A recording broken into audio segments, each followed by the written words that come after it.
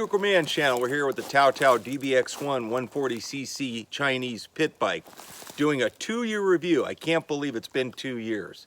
I just can't believe it. The bike has been great. The motor is strong. Couple changes I made to the bike and little minor modifications that improved its performance, and I'll tell you about that in a minute.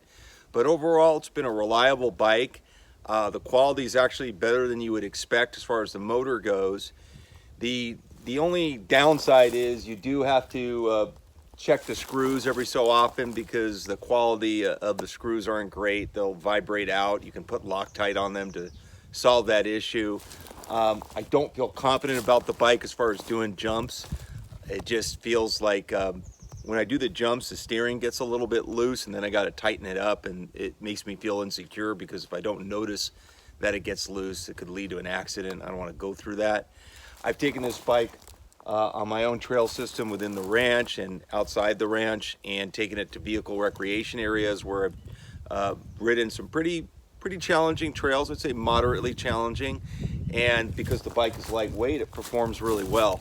So overall, I highly recommend it, especially for the price. These things are running for about $1,000 and I mean, you're getting a real motorcycle. It is a real dirt bike. It works, and it's a heck of a lot of fun. If you like to do a little wrenching, then definitely that's a good bike for you. You can get the parts online. They're generally easy to get. They're very inexpensive. The downside is that if something serious goes wrong with it, you may have a difficult time finding somebody to repair it, depending on where you live. Some people kind of hold their noses up in the air and refuse to work on these bikes, which kind of doesn't make any sense because they're fairly easy to work on and you can get the parts.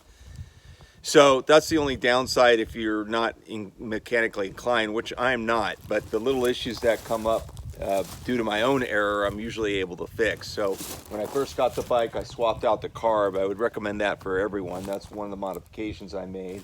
I put on the lever guards. I do that with my dirt bike so I can protect the levers in case you take a fall. You don't want to break your clutch or your brake lever. I changed the seat cover.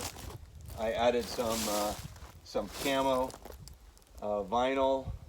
Changed out the grips, added a little color on the fuel, a little color on the shifter, and I put on a different muffler, gives it a little more of a throaty sound, and actually, and I don't know if this is my imagination, but it feels like the bike goes faster.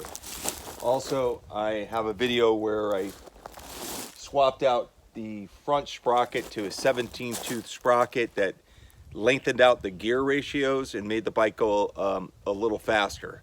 So because when you first get the bike, if you keep the same front sprocket, you're going to have to shift pretty quick. It's like barely any distance between the gears there. So I didn't like that. That's why I added the 17-tooth sprocket, and there's a video for that. I'll put the link.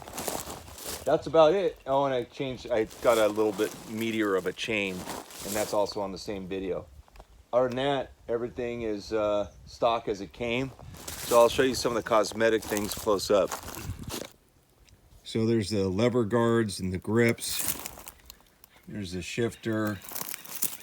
There's the camo. You can see it's just vinyl. You can get that on Amazon, and then you just cut it to form. And then also the seat cover is standard as black. I wanted to get a little more color on there. Totally not necessary. The seat cover that it comes with is perfectly fine. The seat itself, not the most comfortable seat. After an hour of riding, you're gonna feel it. But for messing around and what I would call moderate to light riding, I think this is a great bike. And so for me, it really was good. So I'm charging up the GoPro. I'll throw it on, do a little riding, and overall, I'd say I would recommend the bike. I would recommend it. Now, if it's a bike that you plan on keeping a long time and you're going to do rougher trails and do some jumps and things like that, I would say you're better off going ahead and getting a Japanese brand name bike, because if you were to get something similar, let's say a 110 or something along those lines, a 125, the price actually isn't that bad for even the Japanese brands. You're going to pay anywhere from 2 to 3 maybe 3,500 for that bike, and that bike will last you forever. Whereas this one, even though it's doing well, I do not expect it to last forever.